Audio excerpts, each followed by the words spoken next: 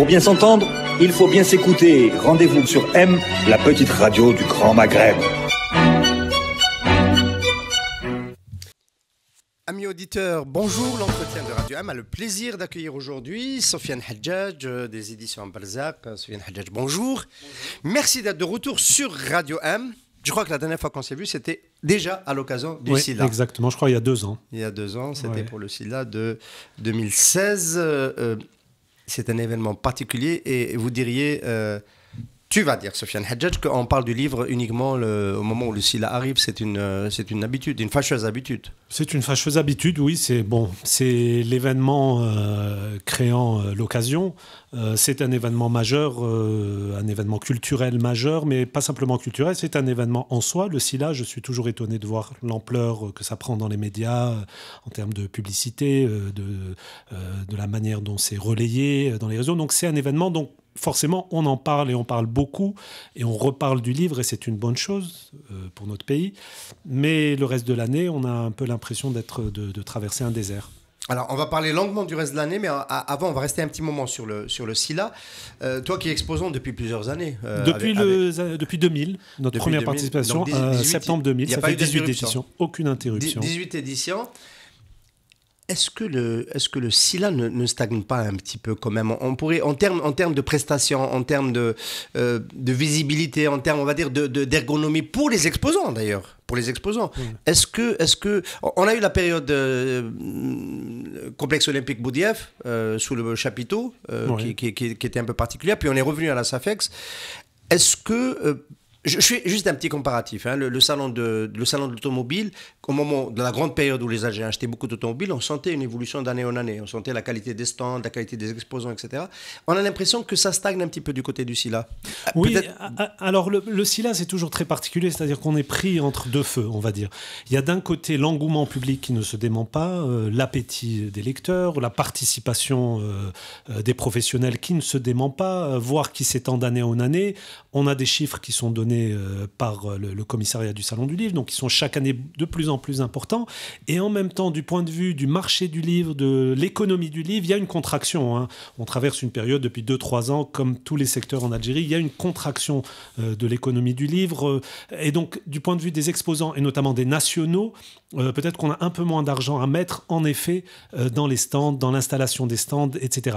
Mais en même temps, d'un autre côté, ce qui est peut-être regrettable, c'est que je disais, il y a un engouement, il y a une demande d'exposants, de participants professionnels, et en termes de prestations, ça ne suit pas. Peut-être que les infrastructures sont un peu vieilles, mais tous les participants à n'importe quelle foire économique vous le diront, la foire internationale, la foire le salon du bâtiment, le salon de l'automobile, ils vont tous vous dire les infrastructures des pins maritimes de la SAFEX sont un peu obsolètes, il faut bien le dire. Malheureusement, ils n'ont pas profité des années d'aisance financière pour un peu revoir tout ça, moderniser, en termes de beaucoup de choses, en termes de parking, en termes d'accès des visiteurs, en termes de commodité, en termes de toilettes publiques, en termes de Internet. On n'a pas accès à Internet. Je pensais aussi à des cela. Petits détails qui font qu'un salon progresse et progresse pour les participants, les exposants, progresse surtout pour les lecteurs. C'est eux le principal. Donc, de ce point de vue-là, c'est vrai qu'on est un peu ennuyé parce qu'en même temps il y a une demande de participation, il y a une demande, il y a un afflux. Il faut faire attention quand même, le commissariat va vous réduire la surface d'exposition l'année prochaine si on continue sur cette lancée. Non, je crois pas. Mais peut-être qu'il y aurait une, c'est vrai qu'il y a une inflation, entre guillemets, c'est un mot un peu péjoratif, mais il y a une inflation de la participation, il y a une inflation, oui, du mètre carré, on le regrette en tant que nationaux, en tant que participants nationaux, on le regrette parce que encore une fois, l'économie du livre, c'est quelque chose de très fragile, c'est quelque chose de mineur, c'est tout petit. Et en même temps, la force symbolique de la culture, dans l'image de l'Algérie, dans ce que cela renvoie, est très importante. Malheureusement, on voit qu'on n'est pas tout le temps soutenu peut-être de ce point de vue-là, mais il y a une demande, on est victime du succès, donc les organisateurs sont victimes de leur succès. Qu'est-ce qui peut se passer de bien qui fasse passer encore un palier aussi là? Bon, on a cette année par exemple la Chine qui vient. Bon, j'imagine que ça va être un événement, la présence de la Chine. Bien sûr, c'est un événement majeur. C'est une des plus grandes puissances au monde, une des 2 plus grandes puissances au monde. y compris du point de vue culturel et y compris au niveau du livre. C'est très très impressionnant ce qui se passe en Chine en ce moment. Mais la venue d'un prix Nobel de littérature, par exemple, pourrait donner une autre dimension au salon. C'est une chose extraordinaire, c'est magnifique, c'est très bien. Simplement, mais c'est jamais arrivé. On s'est jamais arrivé. On a envie de dire aussi, la venue d'un prix Nobel, c'est très bien, mais pourquoi aussi est-ce qu'il est édité en Algérie? Est-ce qu'il est traduit en Algérie? Est-ce qu'il est lu en Algérie? Ou c'est juste un effet d'annonce et une façade, et ensuite on remballe les affaires une fois que c'est fini? Donc il faudrait profiter de cette dynamique d'avoir des personnalités de premier plan qui viennent. Très bien, mais pour faire quoi? Pour encourager. On a reçu des contacts d'éditeurs chinois qui viennent ici. Les Chinois sont pragmatiques, ils veulent travailler, ils veulent faire des affaires, ils veulent faire du business. Malheureusement, ils se rendent compte peut-être qu'il y a des cadres, on en parlera peut-être tout à l'heure, cadres législatifs. Ils veulent faire quoi, les Chinois en Algérie? Il y a des choses à faire, il y a de l'édition à faire, des choses à traduire, des choses à publier, du savoir-faire en termes d'impression, d'imprimerie. Il y a beaucoup de choses à faire. C'est un grand marché, l'Algérie, avec la démographie qu'on a, les besoins en termes scolaires, universitaires, éducatifs. Il y a un besoin de livres dans ce pays et il y a un savoir-faire qu'on n'a peut-être pas dans certains domaines. Et donc les Chinois sont un acteur majeur. Alors on va mais voilà, la question c'est quand on a un invité d'honneur, ces dernières années, on a eu des invités d'honneur très prestigieux. Les États-Unis, la France, l'Égypte, la Chine. Donc des pays de dimension qui sont dans le G7 ou qui comptent ou qui ont... voilà. Qu'est-ce qu'on en a tiré comme bénéfice après coup? La question peut se poser de ce point de vue-là. Peut-être en termes d'image, c'est très bien, et ça, je félicite les organisateurs du salon, c'est bien pour l'image de l'Algérie. Après, en termes de retombées concrètes pour les lecteurs, pour les professionnels, en termes de savoir-faire, d'échange, de pratiques éditoriales, etc., je ne sais pas. Alors, est-ce qu'il faut continuer à féliciter les organisateurs du salon quand on voit se réduire comme une peau de chagrin le budget du Salon international du livre d'Alger, au-delà de 200 millions de dinars il y a quelques années, en dessous de 100 millions de dinars aujourd'hui? Oui, ça, c'est pas de notre ressort, hélas, évidemment, mais c'est des ressorts du pouvoir public. Je le regrette profondément parce qu'un salon de cette dimension-là, qui a une importance capitale dans la vie de l'Algérie, non seulement la vie culturelle, mais la vie de l'Algérie, on voit, il y a un appétit, il y a une fierté par rapport au livre, à la présence dans cet événement-là. C'est regrettable d'avoir abaissé le budget de cet événement-là. Probablement qu'il y aurait des sponsors privés à mobiliser qui seraient probablement prêt à jouer le jeu. Ce n'est pas ma partie, évidemment, je ne peux pas m'avancer là-dessus, mais c'est très bien, c'est bien dommage. C'est bien dommage parce que c'est une manifestation qui mériterait, et en même temps qui mériterait peut-être une mise à jour du point de vue de sa fonctionnalité, des objectifs qu'on s'assigne. Est-ce que l'objectif, c'est d'avoir toujours plus d'exposants, ou l'objectif c'est aussi peut-être de, à un moment donné, resserrer le jeu, comme on dit en sport, en matière sportive, de resserrer le jeu et de voir, d'avoir un salon plus ergonomique, plus professionnel, où l'accès au public est peut-être plus confortable, avec etc. peut-être un ticket d'entrée pour financer justement le salon. Je ne suis pas persuadé qu'un ticket d'entrée ce soit une bonne chose. Le financement peut se faire de manière privée. Je pense qu'il y aurait des sponsors à avoir. Je crois qu'il faut maintenir la gratuité de l'accès. Les salons ailleurs dans le monde, en règle générale, c'est payant. C'est payant, mais il y a d'autres considérations. Il y a d'autres pays, il y a d'autres salons du livre dans le monde occidental, disons-le. Les salons du livre sont une chose accessoire par rapport à la vie du livre au quotidien, parce qu'il y a des librairies, parce qu'il y a un mode d'accès au livre par le système Internet, etc. On peut se procurer le livre. On n'attend pas chaque année, comme des morts de soif, le salon du livre pour acquérir des livres. Donc, c'est différent. La problématique est différente. Je crois qu'à notre niveau, non seulement symboliquement, mais je crois que l'accès au salon du livre doit rester gratuit. Pour ma part, en tout cas, je milite pour ça. Et c'est une erreur de vouloir, si tant est qu'il le veuille, le rendre payant. Alors l'accès du livre est fluide le reste de l'année dans ces pays-là. Il n'est pas en Algérie. Voilà, il n'est pas en Algérie. Même pour compléter cette histoire de salon du livre, je crois qu'il y a un grand travail à faire en termes d'accès, de transport. Par exemple, pendant la durée du salon du livre, les 10 jours, pourquoi pas faire la gratuité des transports ? Il y a un tramway, il y a un métro. Aujourd'hui, plus ou moins, on arrive à avoir une disponibilité de ce point de vue-là. C'est pas très loin. Pourquoi pas ? Par rapport aux étudiants, puisque c'est les vacances scolaires. Donc il y a quelque chose. Et ça nous ramène probablement à quelque chose qui dépasse l'ordre simplement d'organiser un événement, mais de réfléchir à qu'est-ce que c'est un événement, de réfléchir à qui on s'adresse, quels sont les objectifs qu'on se fixe. Et in fine, c'est le lecteur. Qui est le lecteur ? les étudiants, les scolaires, les jeunes, les vieux, comment on accède au pas maritime. Et je crois qu'il y a une dimension symbolique peut-être qui échappe à la réflexion pour les organisateurs. Alors, le SILA, c'est si important que cela. Pour l'illustrer un petit peu à nos amis auditeurs, ça représente quel poids dans les ventes annuelles d'une maison d'édition comme Balzac? 25, 30%? Ah, c'est 25%. Facilement, c'est au niveau du chiffre d'affaires, c'est très très important. On vend beaucoup de livres. C'est une foire commerciale, hein, c'est avant tout une foire commerciale où on vend des livres. Vendre des livres, ça veut dire rencontrer des lecteurs qui viennent.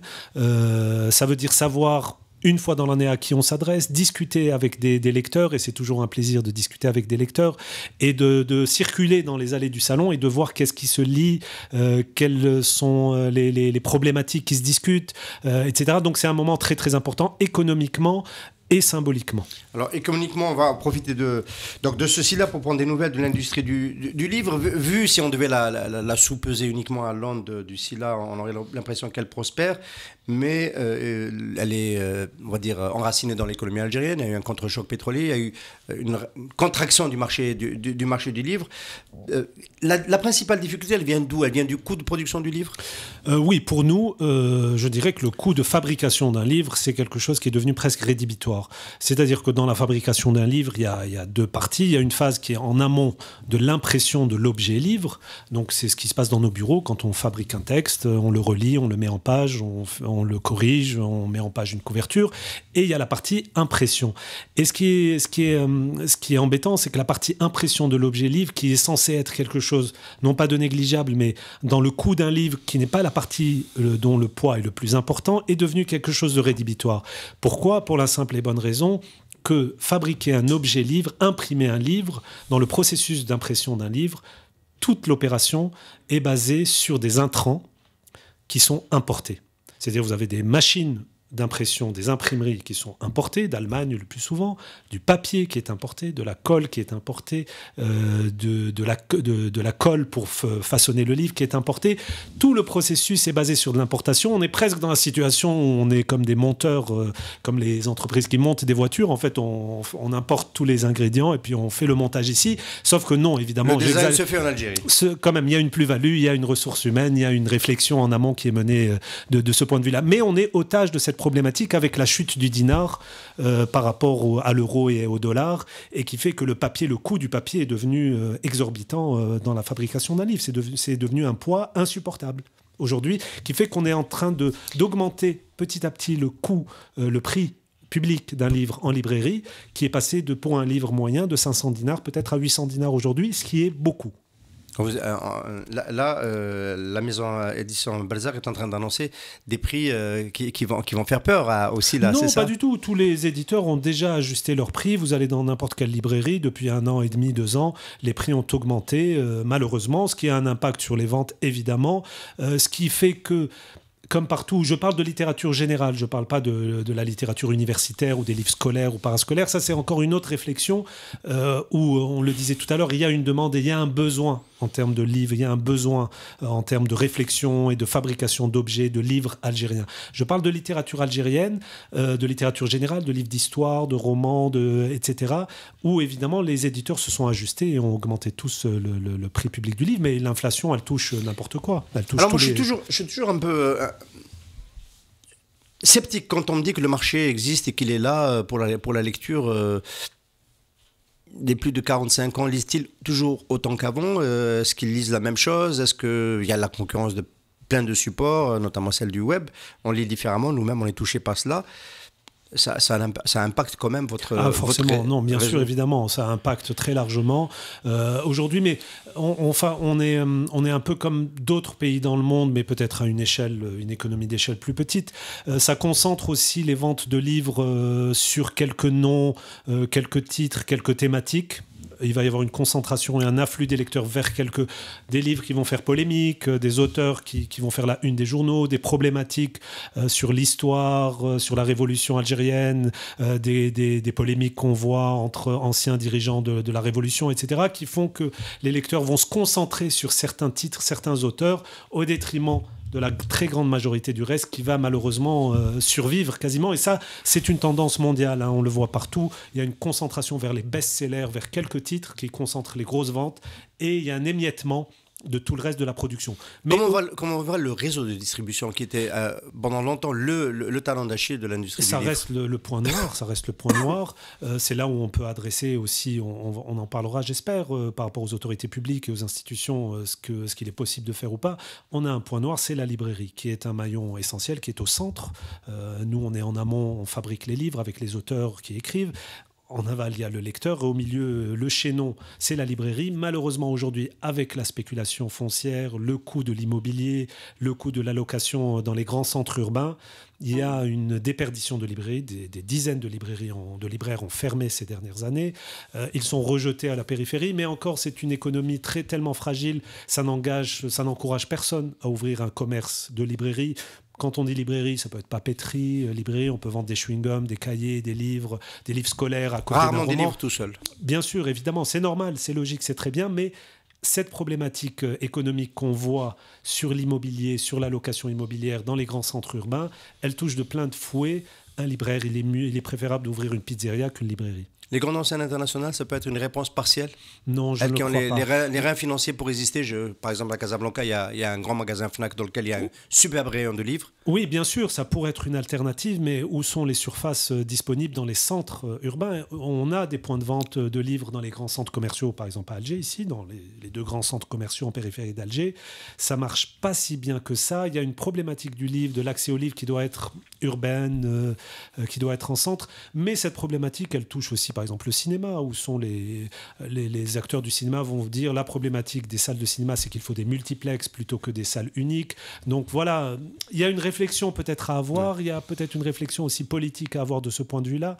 Malheureusement, on est un peu otage de la réalité économique. Alors on a vu donc dans les préoccupations du ministère de la Culture, le livre était en train de passer en arrière-plan, à travers notamment la baisse du budget consacré au SILA, mais plus globalement, la politique du livre, elle est plus lisible au niveau du ministère. Nous, on n'a pas de visibilité, on ne sait pas trop on n'arrive pas à savoir ce qui se passe. Moi, j'ai l'impression qu'il ne se passe rien. On a par exemple, tout simplement, alors quand on s'adresse aux institutions, on dit on n'a pas d'argent. Mais la question, c'est pas juste d'avoir de l'argent. Il y a des institutions, il y a des organismes. Il y a par exemple la Bibliothèque nationale. On ne sait pas ce qui se passe à la Bibliothèque nationale. Nous, en tant qu'éditeurs, on n'a pas de chiffres et de statistiques, par exemple, sur la production de livres. Combien de livres sont produits en Algérie chaque année? La Bibliothèque nationale, normalement, puisque c'est elle qui donne les ISBN, qui enregistre chaque livre qui paraît à chaque moment, elle ne donne pas en tout cas de statistiques. Il y a un organisme qui s'appelle le Centre national du livre, le CNL, qui est sous tutelle du ministère de la Culture. On ne sait pas ce qui se passe au CNL. Donc il y a et ces organismes-là, la Bibliothèque nationale, le CNL, des centres au niveau du ministère, au niveau des statistiques, l'organisation des statistiques, on n'a pas de retour sur qu'est-ce qui se produit, qui lit, comment on lit, quels sont les besoins, parce qu'il y a encore une fois, c'est un grand pays, l'Algérie, avec une démographie, un pays jeune, donc il y a des besoins en termes de livres utiles. On ne parle pas simplement de poésie ou de livres de cuisine, on parle de livres utiles, scolaires ou universitaires. Il y a des besoins. Malheureusement, on n'a aucune visibilité. Et ça fait que la politique du livre, elle est totalement illisible, voire absente. Oui. Est-ce qu'on peut imaginer, puisque la partie production, atelier production, impression du livre est devenue si importante dans le coût de fabrication des livres, qu'on se mette à importer des livres qu'on fabrique en Algérie, enfin qu'on conçoit en Algérie, qu'on imprime à l'étranger? Est-ce que c'est une option qu'on peut imaginer, puisqu'on importe tous les intrants? C'est une option tout à fait envisageable. Ça se fait déjà. Ça se fait déjà. Nous-mêmes, on le fait, puisqu'on coproduit, on co-réalise, on coédite des livres avec des éditeurs étrangers, notamment français. Donc, on nous est arrivé d'importer des livres d'Espagne ou d'Italie ou de France, des livres à notre nom, à notre marque. Simplement, les contraintes d'importation sont telles qu'on les connaît aujourd'hui. Il y a un certain nombre d'opérateurs qui font de l'importation du livre. Ils sont limités en nombre. C'est très lourd, c'est très compliqué. Domiciliation, banque, autorisation. Il y a des autorisations multiples à avoir. On a un livre récemment qu'on a fait qui est paru en France il y a 6 mois, dont on était coéditeur. On vient à peine de le réceptionner 6 mois après. Donc, c'est des problématiques qui pourraient... Au final, pour être tout à fait honnête, et je crois que ça rejoint ce qui se passe notamment dans l'automobile, ça coûterait probablement moins cher d'imprimer un livre à l'étranger et de l'importer que de l'imprimer ici. C'est la même problématique qu'on voit dans l'automobile et le montage automobile. Ouais. Mais politiquement, on a l'impression que ça passe pas, parce que symboliquement, on aurait l'impression que c'est quelque chose qui n'est pas viable. On va essayer de se mettre pendant quelques secondes à la place du régulateur, de l'État, du législateur. qu'est-ce qui pourrait soutenir la consommation du livre? On a bien compris l'importance symbolique et tout à fait essentielle de la consommation du livre. Soutenir la librairie, on n'arrive pas à investir avec l'ANSEJ en par librairie. Exemple, oui, la librairie ne fait pas partie. La TVA, la TVA, par exemple, c'est quelque chose qui a été les assises du livre dont on parlait il y a 15 ans. On avait interpellé les autorités publiques en leur disant la TVA, tendance mondiale, c'est de baisser la TVA sur le livre partout dans le monde jusqu'à un taux zéro. On a des voisins dans le Maghreb où le taux est à zéro, des petits pays comme la Grèce où le taux est à 5%. Nous, tout ce qu'on a trouvé mieux, c'est de la faire passer de 7 à 9%. Au contraire. Alors que dans l'économie de l'Algérie, dans le panier fiscal de l'État algérien, le livre ne rapporte pas grand-chose pour l'État algérien, mais il lui rapporte beaucoup symboliquement, au niveau du capital symbolique, au niveau du capital culturel, en termes d'image, en termes de retour d'image pour l'Algérie, c'est très très important. Donc ça, c'est des petites choses où l'on dit, c'est pas une question juste d'argent, il n'y a pas de budget, c'est quelque chose aussi que vous pouvez faire pour les opérateurs, pour embaucher des gens. On a besoin de la ressource humaine, par exemple, et rien n'est fait pour encourager la ressource humaine. Donc il y a des tas de petites choses, peut-être des tas de petites opérations qui pourraient être faites pour encourager les éditeurs, les libraires, les imprimeurs, etc. Alors, on a bien compris que l'écosystème de l'édition du livre s'ajuste au fur et à mesure avec cette montée des coûts. Vous n'avez pas, vous, la problématique d'un secteur comme celui de la pharmacie où il y a toute une partie des médicaments qui sont régulés parce qu'il y a la CNAS et que donc on ne peut pas fixer les prix comme on veut et donc ce sont les marges qui sont réduites de plus en plus. Vous êtes dans un système quand même de vente publique, de prix public libre. Totalement libre, on est totalement libre de fixer le prix public. Vous auto-fixez les limites vous-même, comme pour la presse d'ailleurs. Exactement, on se fixe nous-mêmes les prix publics par rapport à un ratio qu'on fixe, qu'on évalue de coût de fabrication et coût de revient et par rapport à un tirage et un auteur. Est-ce que le livre va marcher ou pas? Mais c'est très fragile. La plupart des livres ne gagnent pas d'argent, il faut bien le dire. Commencer à faire une transition vers votre politique éditoriale, est-ce que cette contrainte-là ne vous oblige pas quand même à lâcher certains types de livres dont la rentabilité est moins avérée? Mais forcément, on a une économie, on a des coûts de revient, on a des budgets à tenir. Évidemment, on ne peut pas faire ce qu'on voudrait faire, malheureusement. Et c'est là où on regrette que la politique du livre ne soit pas lisible et qu'il n'y ait pas plus peut-être de soutien. Encore une fois, non pas de soutien financier, parce qu'il y aurait des opérations. Je disais, il y a 48 wilayas, il y a autant de maisons de la culture en Algérie qui sont autant d'outils, de salles disponibles avec du personnel qui pourrait accueillir des rencontres où on pourrait faire des mini-tournées, etc. par exemple, ou rapprocher le lecteur du public. Donc voilà, ça c'est des choses qui sont concrètement à faire. L'auteur du public. L'auteur, pardon, du public. Donc nous, de ce point de vue-là, oui. Tout ça fait que, évidemment, à un moment donné, on va restreindre nos publications, on va orienter peut-être certains titres, ou on va conforter ce qu'on sait faire de bien, ce qu'il y a dans notre catalogue. Vous virez les poètes, c'est ça?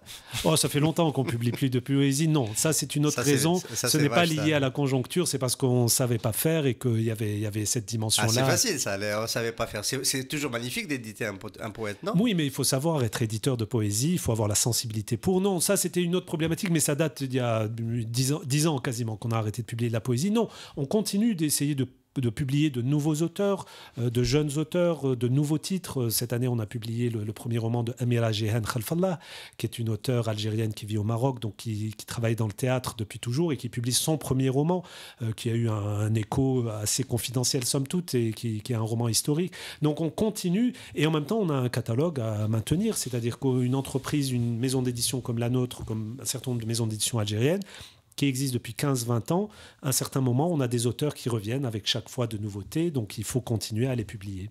Oui, vous avez la chance d'avoir des auteurs de renom qui sont à l'international et qui sont très demandés. C'est même la locomotive de la maison d'édition Balzac. Alors, est-ce qu'il y a une tendance qui est en train de se dégager dans ce que veulent faire les auteurs quand ils viennent vous voir avec des manuscrits? Quels sont les types de manuscrits que vous avez des échos chez vos confrères, etc. Qu'est-ce qui est en train de monter en puissance? Je ne sais pas s'il y a une montée en puissance. En tout cas, ce que je vois de mes confrères, à la fois arabophones aussi, bien sûr, évidemment, et francophones, parce qu'on peut parler aussi de l'édition arabophone qui est majoritairement présente en Algérie. Il y a une dimension très intime et individuelle. On reçoit des textes très maladroits et en même temps très touchants parce que c'est des auteurs qui essayent de raconter des histoires à hauteur de leur destin, de leur intimité à eux. en tant qu'individu, en tant que citoyen algérien. Et c'est très touchant parce qu'on voit qu'ils se débattent avec quelque chose dont ils ne maîtrisent pas peut-être tous les outils narratifs, toutes les techniques d'écriture, parce qu'évidemment la littérature aujourd'hui est mondiale et il y a une histoire, et peut-être qu'ils n'ont pas tous les outils, mais c'est très touchant parce qu'on voit bien qu'ils se débattent. Ils se débattent avec quoi? Avec ce qu'on est aujourd'hui en Algérie. C'est-à-dire... Ça ne donne pas Bridget Jones.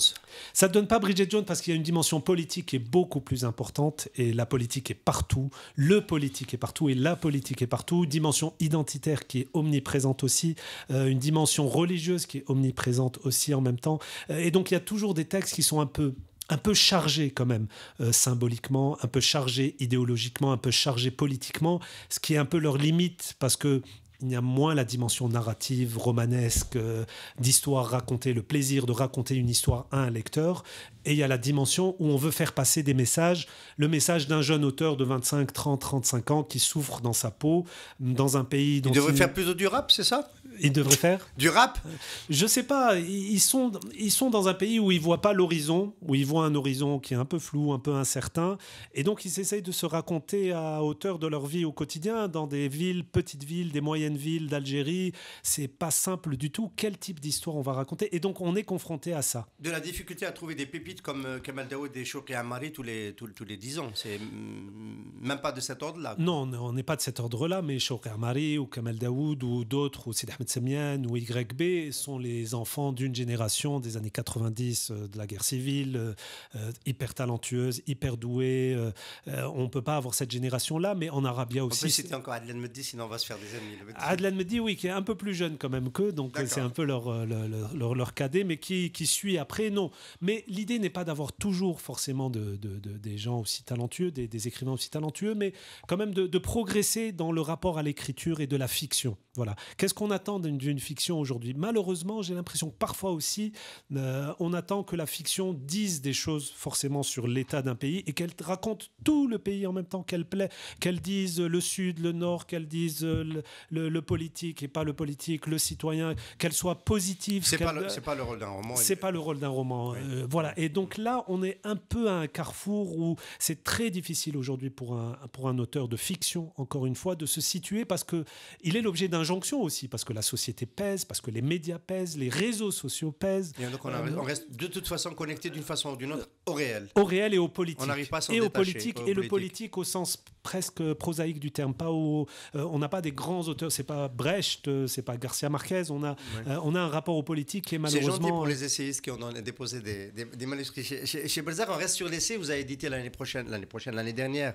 le livre du général Benilles, qu'on a eu le plaisir de recevoir ici, qui a raconté sa vie. C'était extrêmement intéressant. J'imagine que c'était un succès. Oui, c'est un grand succès, alors que le général Benilles, Rachid Benilles, n'a pas voulu faire du tout de rencontres publiques. Ça aurait été un encore plus grand succès s'il avait fait des rencontres avec son public, mais il a préféré rester... On a eu le privilège de le rencontrer. C'est l'unique interview qu'il ait fait. Voilà, on a eu ce privilège. Cette année, vous enchaînez encore sur l'histoire de l'armée. Vous éditez un livre de l'ALN à l'ANP qui est peut-être le livre événement de votre catalogue cette année. Je crois que c'est le livre le plus important qu'on publie. C'est le livre d'une jeune chercheuse historienne, Safia Aresqi, qui a soutenu sa thèse en 2014 sur cette question donc, de l'histoire, la construction de l'armée algérienne entre 1954, au déclenchement de la révolution algérienne, jusqu'à 1991, l'interruption du processus électoral. La construction de l'armée algérienne, comment elle est passée d'une armée de libération nationale, donc une armée dont la mission était de libérer un pays du colonialisme, à une armée nationale populaire, c'est-à-dire la colonne vertébrale de ce pays, la muette, la Rkeza, voilà, tout ce dont on parle autour de... Et comment vous décidez à Balzac d'éditer un livre comme ça? C'est sur quels critères? On reçoit des textes, on consulte, on a des lecteurs pour nous, dans le domaine historique notamment, qui est un domaine très spécifique. On a des lecteurs à nous, pour nous, qui lisent, qui nous conseillent. Il y en a deux que vous connaissez. Il y a Yassine Temlali, évidemment, qui est un ami journaliste, chercheur en histoire linguistique, qui nous oriente beaucoup, qui nous aide beaucoup. Malika Rahal, qui a justement écrit la préface de ce texte, qui a donné aussi un point de vue. Donc on essaye d'avoir des avis très précis, vraiment, parce que le livre historique, je disais tout à l'heure, il y a une grosse demande de livres d'histoire, de biographie historique, et il faut être très méticuleux et très précis, parce qu'on peut faire n'importe quoi aussi. Alors ma question n'était pas tout à fait innocente quand je demandais les tendances par rapport au récit et au témoignage, par rapport aux essais. quand on parle de livres historiques, tout de suite on pense à la guerre de libération nationale. Est-ce qu'il commence à y avoir des manuscrits qui parlent de la guerre civile des années 90 ? Non. Il n'y a rien du tout sur la guerre civile. Il y a les années 90. Il y a eu Adlan Meddi quand même. Il y a Adlan Meddi de point de vue de la fiction. Il y a eu déjà d'autres fictions. Mais du point de vue de travail de chercheur en termes d'histoire, il n'y a absolument rien. Ça reste encore un territoire... vierge. Je ne sais pas si c'est un territoire tabou, si c'est un territoire vierge. C'est encore trop frais. Hein. C'est frais, probablement, l'accès aux sources, aux archives, aux documents. Enfin, terriblement compliqué. On a le coordinateur de la sécurité, c'est M. Tartag. Et M. Tartag est impliqué directement dans ces années-là. On n'est pas sorti de ces années-là. Non, on n'est pas sorti. Mais je dirais même sur l'histoire, par exemple, de la colonisation, il y a une hyper-focalisation sur la guerre de libération nationale sur les années 54-62, au détriment de tout le reste de la colonisation. C'est-à-dire 80% de ce qui est publié sur la colonisation l'est sur la guerre de libération. Oui. Probablement parce que les acteurs sont encore vivants. Et on le voit à travers les polémiques, Yassef Saadi, Louis Attiré Lahriz, la question des viols, des violences, de la torture pendant la guerre. Donc ces acteurs-là sont encore présents, y compris à travers de polémiques et parfois de mauvaises polémiques. Le film L'Arbi Ben Midi, on voit que c'est très sensible la guerre de libération, hein, et que ça touche et que ça intéresse beaucoup plus que simplement aller faire un livre sur les enfumades ou sur la révolte d'El Mokrani ou sur les premières années de la conquête française qui ont été d'une très grande violence. Et c'est très très important à étudier. Et malheureusement, ou heureusement, je ne sais pas, on voit que ça se focalise quand même sur la guerre de libération nationale. Donc, de là à parler des années 90, de la décennie noire, il y a encore un peu de temps qui va s'écouler malheureusement. Alors, tu as cité l'Arbi Ben Midi, on a tous en mémoire cette polémique sur le film qui a pas pu, qui va finir, j'espère, par être diffusé. Alors, est-ce que vous avez vous les éditeurs, vous avez des lignes rouges que vous tracez par rapport à ce que vous éditez ? Moi, je dirais qu'on est probablement beaucoup plus libre qu'un cinéaste pour faire des ouvrages, par exemple, sur la guerre de libération. Vous n'êtes pas obligé d'aller demander 80 milliards au ministère des Moudjahidines. Voilà, on n'a pas besoin, donc du coup, on est beaucoup plus libre pour faire ce qu'on veut, mais en même temps, une biographie de l'Arbi Ben Midi aujourd'hui, elle ne va pas passer par l'autorisation du ministère des Moudjahidines ou du ministère de la Culture. On va la faire, pour peu que l'historien soit correct, soit d'un bon niveau, le livre passera. Et il pourra aussi développer ses thèses, ses hypothèses sur un certain nombre de sujets. Mais quels sont les livres sur lesquels vous êtes très prudent, c'est l'essai politique ou c'est un journal intime qui va trop loin, mais sur l'histoire, dans le grivois. Non, mais pour être honnête, sur l'histoire de la guerre d'Algérie, de la guerre de libération, du mouvement national, de la colonisation, les ouvrages, par exemple, sur les harkis, il y a un déficit sur les harkis, et c'est des thèmes, des thématiques où c'est très sensible. On ne peut pas forcément, on ne reçoit pas beaucoup de choses. Ce qui est publié, il est beaucoup publié en France, qui sont des témoignages de descendants, de fils de harkis. Donc, c'est à prendre. Il y a eu l'épisode Feriel Fur. Il y a eu l'épisode. Ça, c'est pas les harkis. Oui, non, je sais. Là, je parle des harkis comme problématique historique bien délimitée. On va dire une branche de l'histoire de l'Algérie qui n'est pas la dominante. On a un déficit d'écriture sur ça, et probablement que c'est un territoire à prendre avec beaucoup de pincettes. Voilà, ça, c'est une thématique. Jusqu'à il y a quelques années, il faut quand même rappeler aux auditeurs et aux lecteurs algériens, jusqu'à il y a récemment, sur Messa les Hadj, il n'y avait rien. Messa les Hadj n'existait pas dans l'histoire officielle nationale, dans le récit national, il n'existait pas. Des ouvrages sur Ben Bella, il fallait se lever de bonne heure pour avoir des ouvrages sur Ben Bella jusqu'à il y a encore 25 ans, jusqu'à son retour en grâce relative. Donc, il y a quand même des limites et des terrains. À Ben Ramdan, par exemple, il y a encore une problématique sur Ben Ramdan. Une biographie de Amir Dezad, aujourd'hui, les éditeurs, ils se la jetteraient. Personne ne l'assumerait. Non, je crois que personne ne l'assumerait. Mais une biographie du général Taufir, ça serait bien. Ça serait bien. Les mémoires ou une autobiographie, ça change très vite. Ça change très vite. Là, Évidemment. Voilà, c'est des curseurs. Voilà, il faut toujours le rappeler quand même. Hein. C'est très intéressant de voir qu'aujourd'hui, ce qui n'est pas possible de dire aujourd'hui, se rappeler il y a 20 ans, 25 ans, ce qu'il était possible de faire et de ne pas faire, surtout il y a 25 ans. Voilà, on a largement dépassé le temps qui était prévu. C'était un vrai plaisir. Sofiane Hadjadj des éditions Balzac. Merci beaucoup et bon Sila. Merci à vous et bienvenue au Sila. Nous vous attendons.